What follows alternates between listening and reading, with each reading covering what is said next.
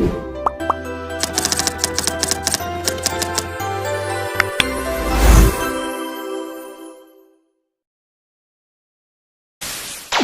kali ini saya akan membahas tentang materi populasi.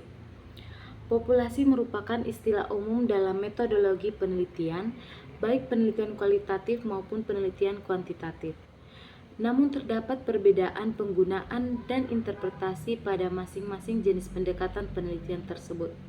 Menurut Haut 2021 mengemukakan bahwa populasi mengacu pada kumpulan unit analisis yang didefinisikan dengan baik dan menjadi fokus penelitian. Selanjutnya, pengertian populasi dalam konteks gizi. Populasi adalah seluruh objek yang menjadi sasaran penelitian atau pengamatan dan memiliki sifat-sifat yang sama, menurut Nuryadi 2017. Dalam penelitian gizi, populasi merujuk pada keseluruhan kelompok individu yang memiliki karakteristik khusus sesuai tujuan penelitian. Misalnya dalam penelitian Siahaan 2025, populasi ditetapkan sebagai seluruh remaja putri Pramenersi di SMP Negeri 3 Lubuk Pakam yang berjumlah 42 orang. Lalu perbedaan populasi dan sampel. Menurut para ahli, pengertian populasi adalah wilayah generalisasi yang terdiri atas objek atau subjek yang mempunyai kualitas dan karakteristik tertentu yang ditetapkan oleh peneliti untuk dipelajari dan kemudian ditarik kesimpulannya. Sedangkan sampel adalah sebagian objek yang diambil dari keseluruhan objek yang diteliti dan dianggap mewakili seluruh populasi. Selanjutnya, karakteristik populasi dalam penelitian gizi ada 3. Yang pertama, usia. Usia merupakan faktor penting dalam penelitian gizi karena kebutuhan gizi sangat dipengaruhi oleh tahapan perkembangan. Yang kedua, ada jenis kelamin. Jenis kelamin sering digunakan atau dijadikan karakteristik populasi karena berpengaruh terhadap kebutuhan energi, zat gizi makro maupun zat gizi mikro. Dan yang ketiga atau yang terakhir ada status gizi. Status gizi adalah indikator penting untuk menggambarkan kondisi kesehatan. Dalam penelitian gizi, status gizi dapat diukur dengan berbagai metode seperti indeks massa tubuh atau IMT pada orang dewasa atau indeks tinggi badan menurut umur atau TB/U pada anak. Selanjutnya, kriteria inklusi dan eksklusi pada populasi penelitian. Yang pertama, kriteria inklusi. Kriteria inklusi merupakan karakteristik umum subjek penelitian pada populasi target dan juga sumber. Contohnya, penelitian ingin mengetahui hubungan antara obesitas dengan kejadian jantung koroner. Maka orang yang boleh dijadikan dalam kelompok kasus pada penelitian ini adalah orang yang tidak menderita penyakit jantung selain jantung koroner. Yang kedua, kriteria eksklusif. Kriteria eksklusif merupakan kriteria dari subjek penelitian yang tidak boleh ada. Jika subjek mempunyai kriteria eksklusif, maka subjek harus dikeluarkan dari penelitian. Lalu di sini ada jenis populasi yang dimana ada 5. Yang pertama, populasi target atau populasi sasaran adalah kumpulan dari keseluruhan kasus, orang atau objek, di mana hasil penelitian akan digeneralisasi. Yang kedua, populasi terjangkau. Populasi terjangkau adalah kumpulan dari seluruh kasus, orang atau objek yang sesuai dengan kriteria penelitian yang tersedia dan terjangkau untuk para peneliti. Yang ketiga, populasi sumber atau dikenal sebagai sampling frame, merupakan individu-individu yang berasal dari populasi target dan mereka memiliki potensi sebagai partisipan atau responden dalam penelitian. Dan yang keempat ada populasi sampel. Populasi sampel adalah individu-individu yang berasal dari populasi sumber. Populasi ini diminta atau diundang untuk berpartisipasi dalam penelitian. Dan yang kelima, yang terakhir ada populasi studi. Populasi studi adalah orang-orang yang memenuhi syarat atau eligible. Mereka berasal dari populasi sampel dan menyatakan bersedia menjadi responden atau partisipan dalam penelitian yang akan dilakukan. Selanjutnya, ciri-ciri populasi.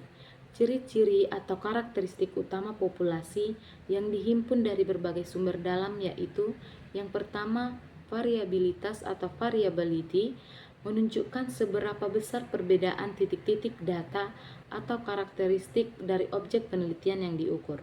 Yang kedua, bersifat seragam atau homogen atau beragam atau heterogen. Yang ketiga, batas yang jelas atau definiteness of boundaries. Pembatasan dalam populasi penelitian harus didefinisikan dengan jelas. Yang keempat atau yang terakhir ada aksesibilitas atau accessibility, berkaitan dengan keterjangkauan populasi yang menjadi fokus pada penelitian. Faktor-faktor yang mempengaruhi populasi terbagi menjadi 3. Populasi dalam penelitian atau populasi statistik dipengaruhi oleh berbagai faktor. Di antaranya, yang pertama, tujuan dilakukan penelitian.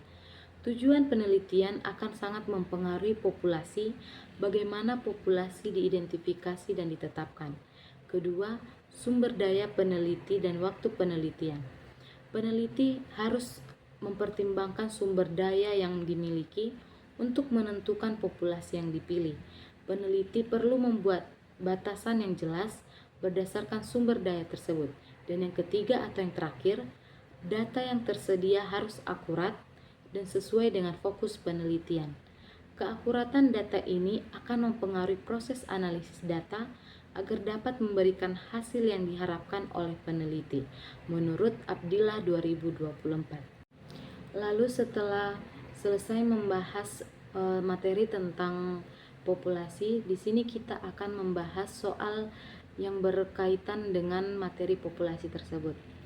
Yang dimana soal yang pertama ialah seorang peneliti ingin mengetahui rata-rata kadar kolesterol pada lansia di sebuah panti jompo yang berjumlah 150 orang. Ia memeriksa kadar kolesterol 40 orang secara acak. Berdasarkan kasus ini, yang dimaksud dengan populasi adalah A. 40 orang yang diperiksa, B. 150 orang lansia di panti jompo, C. Rata-rata kadar kolesterol, D. Peneliti yang melakukan penelitian, E. Semua lansia di kota tersebut. Jadi, di sini jawabannya adalah B, yang dimana populasi adalah keseluruhan objek atau individu yang menjadi sasaran penelitian, yaitu 150 orang lansia di panti jompo tersebut, sedangkan 40 orang yang diperiksa disebut sampel. Lanjut soal nomor 2, di sebuah rumah sakit terdapat 500 pasien hipertensi. Seorang mahasiswa gizi hanya meneliti 50 pasien untuk melihat hubungan pola makan dengan tekanan darah. Apakah yang dimaksud dengan sampel dalam penelitian ini? A. Semua pasien hipertensi di rumah sakit atau 500 orang. B. 50 pasien hipertensi yang dipilih untuk penelitian. C. Tekanan darah seorang pasien yang diteliti.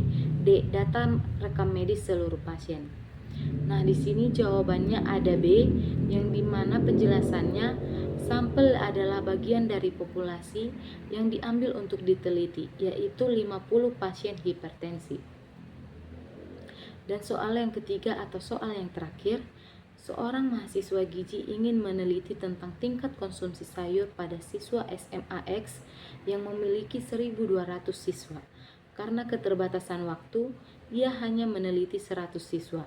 Populasi dari penelitian tersebut adalah A. 100 siswa yang diteliti, B. Semua siswa SMA di kota tersebut, C. 1.200 siswa di SMA X, D. Mahasiswa gizi yang meneliti, dan E. Tingkat konsumsi sayur. Nah, di sini jawabannya ada C, yang dimana populasi adalah seluruh siswa X SMA X yang berjumlah 1.200 orang, sementara 100 siswa yang diteliti tersebut ialah sampel.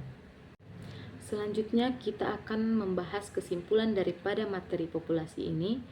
Populasi adalah keseluruhan objek atau subjek yang memiliki karakteristik tertentu dan menjadi sasaran dalam suatu penelitian. Pemahaman mengenai jenis populasi seperti populasi target, populasi terjangkau, populasi sumber dan populasi sampel sangatlah penting agar penelitian berjalan terarah dan hasilnya dapat digeneralisasikan dengan tepat. Nah, sekian hasil pembahasan materi tentang populasi yang dapat saya berikan.